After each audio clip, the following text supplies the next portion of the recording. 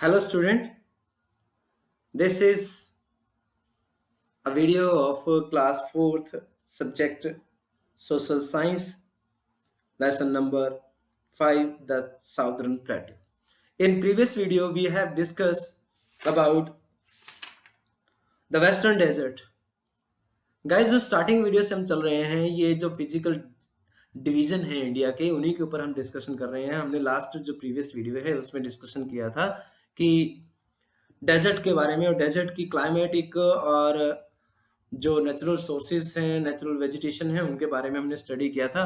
तो guys in चीज़ों को आपने अच्छे से स्टडी करना है। ये है इंडिया के और नेक्स्ट जब हम क्लास में जाएंगे तो उसमें आपको वर्ल्ड के इन्हीं पार्ट्स के बारे में स्टडी करने को मिलेगा। तो आप अगर इंडिया के सभी पार्ट्स को, सभी फिजिकल फीचर्स को अगर अच्छे से स्टडी करेंगे तो आपको ईजी रहेगा कि क्लाइमेट जो है चाहे वर्ल्ड का हो, अगर कंडीशन उसी टाइप की है तो क्लाइमेट और वेजिटेशन जो है और किन किन डिफिकल्टीज को फेस करना पड़ता है वो सारी आपको ऐसे ही मिलेंगी। तो गाइस आज हम जिस टॉपिक के ऊपर डिस्कस करने वाले हैं वो है साउथर्न प्लेटो। तो सबसे पहले गाइस जो बच्चे हैं, सभी बच्चे जैसे हम स्टडी करते जाएंगे आपके फिंगर टिप्स जो हैं वो उस लाइन के ऊपर जरूर होने चाहिए और अपने आप बैठे बैठे वीडियो को देखते देखते साथ साथ वर्ड को भी प्रोनाउंसिएट करना है।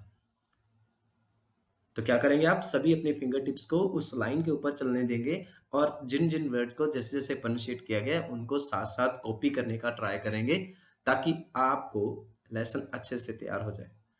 तो गाइस जिन जिन टॉपिक्स के ऊपर हम डिस्कस करने वाले हैं इस लेसन के अंदर वो है आपका सबसे पहला क्लाइमेट, कि जो साउदर्न प्लेट्यू है उसका क्लाइमेट कैसा है और साउदर्न प्लेट्यू जो है उसके कौन कौन से पार्ट हैं, और उसके बाद सबसे एंड में पढ़ेंगे हम डेक्कन प्लेट्यू के बारे में, दक्षिण पठार के बारे में हम स्टडी करेंगे।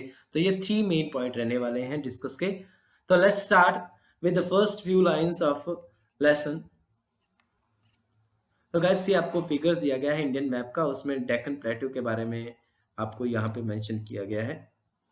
तो plateau is a flat land that is higher than the land surrounded it. It is also called a tableland.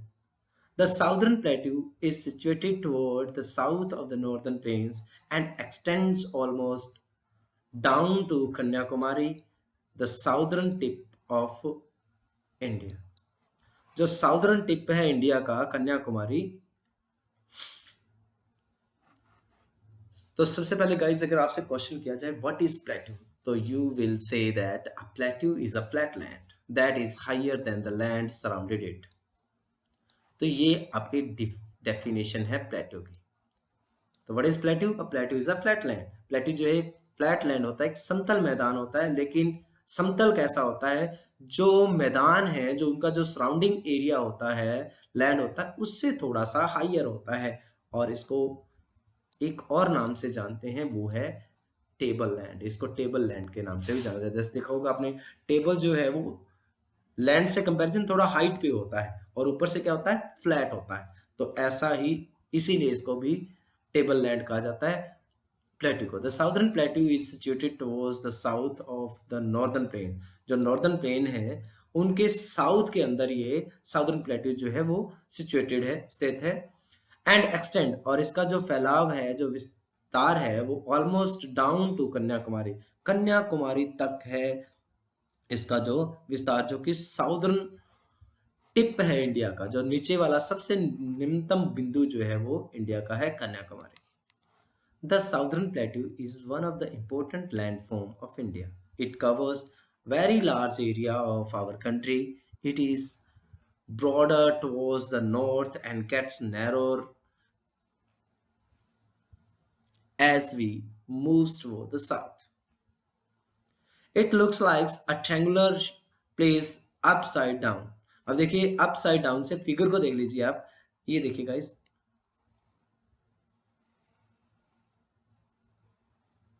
तो आपको फिगर किस प्रकार की नजर आती है? अप डाउन की तरफ, ऊपर से जब हम नीचे की तरफ आते हैं तो हमें लगता है कि ये एक ट्रायंगुलर पार्ट है, एक ट्रायंगुलर पार्ट की तरह नजर आता है। Southern plateau is one of the important landform. जो लैंडफॉर्म है, जो भूमि की आकृति जो है, फीचर जो है, वो सबसे एक महत्वपूर्ण लैंडफॉर्म में से एक है हमारा southern plateau. It covers very large area of our countries. जो हमारा देश है उसका सबसे बड़ा जो भाग है, अधिकतम भाग जो है प्लेट्यू से ही कवर है। नॉर्थ की तरफ जैसे जैसे हम नॉर्थ की तरफ मूव करते हैं, देखिए गाइस ये साउथ है, साउथ से हम नॉर्थ की तरफ मूव कर रहे हैं तो आपको दिख रहा होगा इसकी जो विड्थ है वो ज्यादा है कंपेरेटिव साउथ से। तो जैसे जैसे ये कहता है कि हम नॉर्थ की तरफ मूव करते हैं, ये ब्रॉडर होता जाता है, विस्तृत फैलता जाता है, और जैसे जैसे हम साउथ की तरफ मूव करते हैं तो साउथ की तरफ मूव करेंगे गाइस, ये देखिए साउथ की तरफ जैसे मूव करते हैं तो ये नैरोर हो जाता है और क्या बनाता है, एक ट्रायंगुलर पार्ट सा बनाता है। This plateau slope from west to east. That is why most river in this region flow from west to east. It is bordered by hilly regions, bordered by hilly region called ghats on the western and eastern sides. These are called the Western Ghats and the Eastern Ghats, respectively. It is also bounded by several hills in the north. The Aravali Hills are located to its northwest, and the Raj Mahal Hills is to its northeast. The plateau slopes. This plateau slope, जो इस plateau की जो slopes हैं, जो ढालें हैं, वो कहाँ से कहाँ हैं? वेस्ट से ईस्ट की तरफ जो है इसकी ढाल है। नीचे की तरफ जो ढाल है इसकी वो वैसे इसकी तरफ है, और यही रीजन है कि जो रिवर है वो वेस्ट टू ईस्ट की तरफ फॉलो करती है। तो it is bordered by hilly region. इसका जो बॉर्डर है यानी चारों ओर की जो बाउंड्री है वो हिली है, जिसको कि क्या बोलते हैं, घाट बोलते हैं। On the western and the eastern side, western और ईस्टर्न साइड में जो इसका बॉर्डर है वो हिली रीजन है, पहाड़ी क्षेत्र है, जिसकी वजह से जिनको क्या बोलते हैं, घाट बोलते हैं। और जो वेस्टर्न हिली जो रीजन है उसको वेस्टर्न घाट, और जो ईस्ट का हिली रीजन है उसको बोलते हैं ईस्टर्न घाट। रिस्पेक्टली का मतलब होता है गाइस क्रमशः, भी जो वेस्टर्न है पार्ट उसको वेस्टर्न घाट, ईस्टर्न पार्ट को eastern part. It is also bounded by several hills in the north. यही नहीं है कि सिर्फ ईस्ट और वेस्ट में भी ही इसके हिल है, इसके नॉर्थ में भी हिल है, और जो अरावली हिल है वो इसके नॉर्थ वेस्ट में लोकेटेड है, और जो राजमहल हिल है वो इसके नॉर्थ ईस्ट में लोकेटेड है। यहाँ का क्लाइमेट कैसा है, जलवायु कैसी है? The climate of the north southern plateau remains moderate through out the year. The climate of southern plateau remains moderate through out the year. There is no major difference in summer and winter temperatures. Rainfall is heavy in the western Ghats, whereas in the interior part of the plateau receive very low rainfall. Climate of southern plateau. जो southern plateau का climate है वो कैसा रहता है?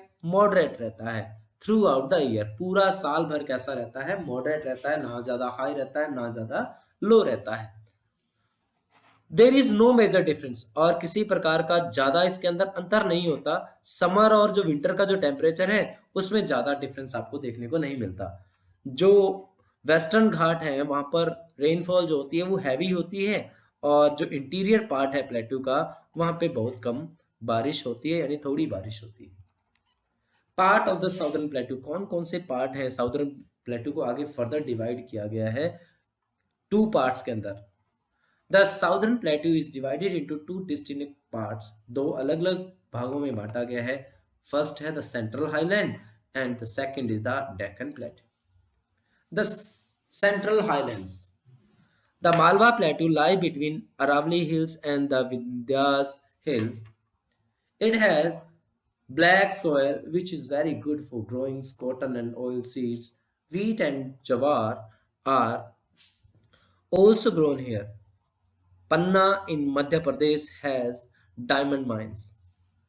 Malwa plateau जो है जो कि अरावली हिल्स और विंध्यास हिल के बीच में स्थित है, और यहाँ पे कैसी सोइल है, मिट्टी जो है काली मिट्टी है, जो किसके लिए अच्छी है, good for growing cotton and oil seed. Oil seed जो है, तिलहन जो है और जो कॉटन है उसको ग्रो करने के लिए सबसे अच्छी होती है। यहाँ पे वीट और ज्वार भी जो है वो ग्रो की जाती है। और जो मध्य प्रदेश है, मध्य प्रदेश के अंदर पन्ना जो है एक डायमंड माइंस है, एक डायमंड की खान है। The Chota Nagpur plateau is rich in mineral like coal, iron, mica and manganese. The northeastern part of the region has the largest coal deposits in the country. Important coal mines are present in Giridih Bihar के अंदर, झारिया and Bokaro Jharkhand के अंदर, और Raniganj waste Bengal के अंदर। छोटा नागपुर जो plateau है वो मिनरल्स के लिए जाना जाता है। यहाँ पे कौन कौन से मिनरल हैं? कोल है, आयरन है, माइका है और मैग्नीज है। ये जो मिनरल है यहाँ पे पाए जाते हैं। North eastern part of this region, जो छोटा नागपुर प्लेट्यू है, इसका जो नॉर्थ ईस्टर्न पार्ट है उसमें बड़े पैमाने पर कोल डिपॉजिट है देश का। इंपॉर्टेंट कोल माइंस, यहाँ की जो मेन, इंडिया की जो मेन कोल माइंस हैं, जो कोयले की खाने हैं, वो हैं गिरिध बिहार के अंदर, झारिया है, बोकारो झारखंड के अंदर है, और रानीगंज जो है वो वेस्ट बंगाल के अंदर है। Many parts of the Chota Nagpur plateau are covered with forest. They give us different kinds of wood and other forest product. जो छोटा नागपुर प्लेट्यू है उसके कई पार्ट जो हैं वो फॉरेस्ट से कवर्ड हैं, जो हमें डिफरेंट काइंड्स की वुड और अदर जो फॉरेस्ट प्रोडक्ट हैं वो प्रोवाइड करवाते हैं, जैसे फ्रूट है, हर्ब्स हैं, सर्ब्स हैं। इंफॉर्मेशन है, Tibetan plateau is the highest plateau in the world. It is called the roof of the world. Tibetan plateau जो है वो वर्ल्ड का सबसे हाईएस्ट प्लेट्यू है, और यही वजह है कि इसको क्या कहा जाता है? वर्ल्ड की, संसार की छत कहा जाता है। तो गाइस अगर आपसे पूछा जाए कि संसार की छत किसे कहा जाता है, तो तिब्बतन प्लेट्यू, जो तिब्बतन पठार है, उसे कहा जाता है। क्यों कहा जाता है? क्योंकि ये वर्ल्ड का सबसे ऊंचा प्लेट्यू है, the Deccan plateau. Last and the final point of this lesson that we are going to discuss is the Deccan Plateau. The Deccan Plateau lies towards the south of the river Narmada and the Satpura ranges. Towards the west, it is bordered by the long range of hill of the Western Ghat, the Nilgiri, Annamalai, and Cardamom are some important hills of the Western Ghat. The Eastern Ghat, bordered by plateau in the east, these hills ranges are smaller. Iron, gold, and mica are found in plenty in this part of the southern plateau region. Have you heard of Kolar gold field in Karnataka? Most of the gold produced in India comes from here. Deccan Plateau, जो दक्षिणी जो पठार है, lie towards south of the river, जो Narmada river है उसके south में, और जो सतपुड़ा रेंज है उसके भी साउथ में आता है हमारा Deccan plateau. Towards the west, अगर हम पश्चिम की ओर हम बढ़ें तो इसका जो बॉर्डर है, it is bordered by long range of hill of the western Ghat. जो वेस्टर्न घाट्स की जो लंबी लंबी जो पहाड़ियां हैं, जो पहाड़ियों की श्रृंखलाएं हैं, उनसे बॉर्डर्ड है, यानी उनके द्वारा इसकी बाउंड्री जो है, इसकी सीमा जो है तैयार की गई है। द नीलगिरी, अन्नामलाई और कडामम जो है वो important western hills of western Ghats हैं यहाँ की। तो वेस्टर्न घाट की जो इंपॉर्टेंट हिल है द डेक्कन प्लेट्यू में, वो कौन सी हैं गाइस? वो हैं the Nilgiri, Annamalai and cardamom. The eastern Ghats border the plateau in the east. जो ईस्टर्न घाट है वो इसके ईस्टर्न में बॉर्डर बनाता है, सीमा बनाता है। The hill ranges are smaller. जो वेस्टर्न घाट है उसकी जो हिल रेंजेस हैं वो लॉन्ग थी, और जो ईस्टर्न घाट है इसकी जो हिल्स का बॉर्डर जो है, वो बॉर्डर की जो हिल्स रेंजेस हैं वो स्मॉलर है। आयरन, गोल्ड और माइका जो है यहाँ पे प्लंटी मीन्स काफी मात्रा में पाया जाता है। इस भाग में पाया जाता है, किस भाग में? साउदर्न प्लेट्यू रीजन में। क्या आपने कभी कोलार गोल्ड फील्ड, जो कि कर्नाटका के अंदर है, उसके बारे में सुना है? इंडिया का सबसे ज्यादा सोना जो है इसी कोलार गोल्ड फील्ड से आता है, यानी इस माइन से आता है। सबसे ज्यादा जो गोल्ड जो प्रोड्यूस होता है इंडिया का, वो कोलार गोल्ड फील्ड जो कि कर्नाटका के अंदर है, वहीं से आता है। रिवर इन द प्लेट्यू, इस प्लेट्यू के अंदर, प्लेट्यू रीजन के अंदर, इस पठारी क्षेत्र के अंदर कौन कौन सी नदियां हैं? The river in the plateau regions are smaller than the Himalayan river. These are seasonal rivers which get water from rain. They become dry during summer season, but in monsoon seasons they are full of water and flow rapidly. These rivers include the Mahanadi, Godavari, Krishna, Kaveri, Narmada, and Tapi. Except Narmada and Tapi, all these rivers flow west to east and fall into the Bay of Bengal. The Narmada and Tapi flow from east to west and drop into Arabian Sea. At many places, these rivers form waterfalls.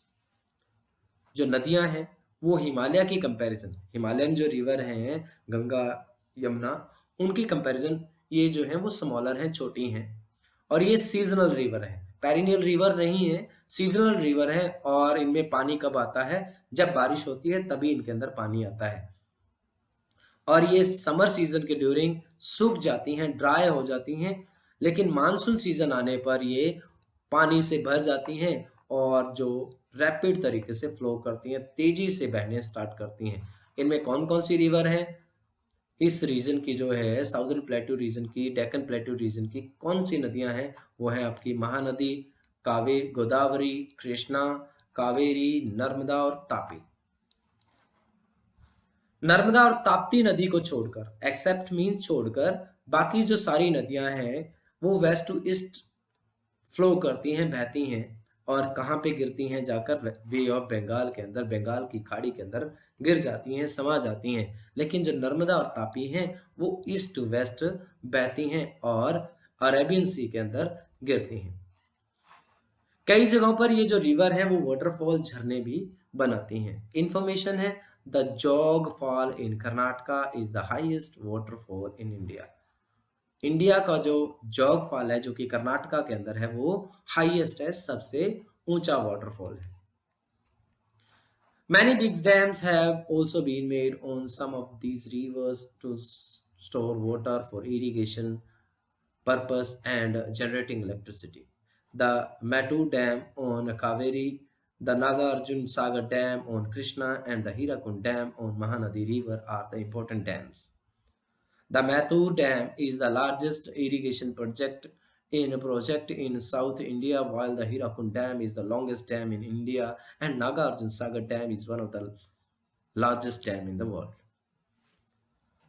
Many big dams have also been made. कई बड़े जो dam हैं, बांध जो हैं वो कुछ एक नदियों के ऊपर बना दिए गए हैं। किस लिए बना दिए गए हैं? वाटर को स्टोर करने के लिए, पानी को इकट्ठा करने के लिए। किस लिए? इरिगेशन पर्पस के लिए, सिंचाई के उद्देश्य के लिए और इलेक्ट्रिसिटी को जनरेट करने के लिए।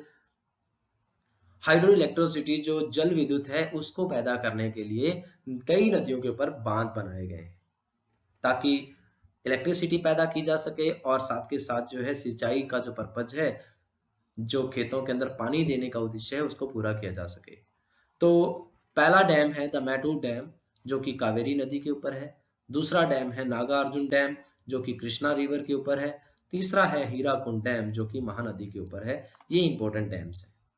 मैटूर डैम जो है लार्जेस्ट इरिगेशन प्रोजेक्ट है साउथ इंडिया का। साउथ इंडिया की बात करें, अगर दक्षिणी भारत की बात करें, तो मैटूर जो डैम है जो कि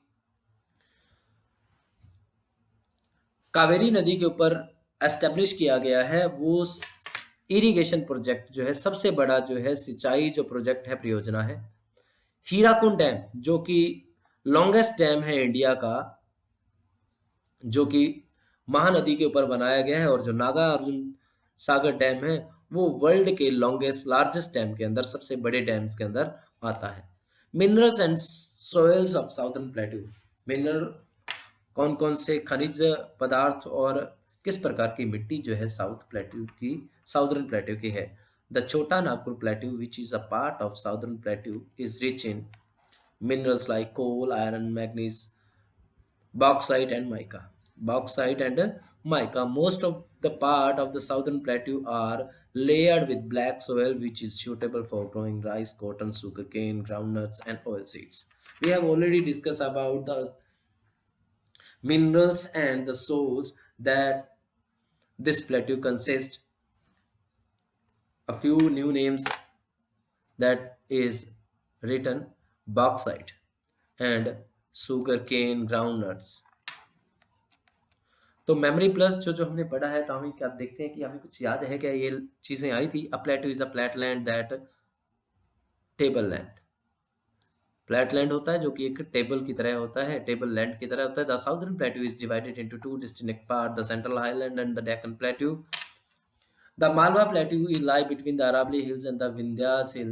The river in the plateau regions are smaller than the Himalayan rivers. So guys, so exercise है that will be done by you. Answer the flowing question orally, आपने आंसर देना है। प्लेट्यू है, प्लेट्यू के बारे में आपको ऑलरेडी बता दिया गया था। Why is Kolar mines famous for gold. Next जो आपके टिक द करेक्ट है, इन्हें आपने सेल्फ सोल्व करना है। फिलिंग द ब्लैंक्स भी आप सेल्फ सोल्व करेंगे। टिक द करेक्ट जो है, करेक्ट आंसर स्टेटमेंट के लिए आपने टिक, और इनकरेक्ट के लिए क्रॉस आपने लगाना है, ये भी आपने सेल्फ सोल्व करना है। करेक्ट द फ्लोइंग्स वर्ड, इनकी स्पेलिंग आपने राइट करके यहाँ पे राइट करनी है। उसके बाद राइट द फ्लोइंग्स आंसर्स, इन आंसर्स को आपने राइट करना है। इनकी पीडीएफ आपको इस लेसन के बाद, पहले आप खुद सेल्फ ट्राई करेंगे, उसके बाद आपको इन सारे एक्सरसाइज की पीडीएफ जो है वो सेंड कर दी जाएगी। That's all for today guys, have a nice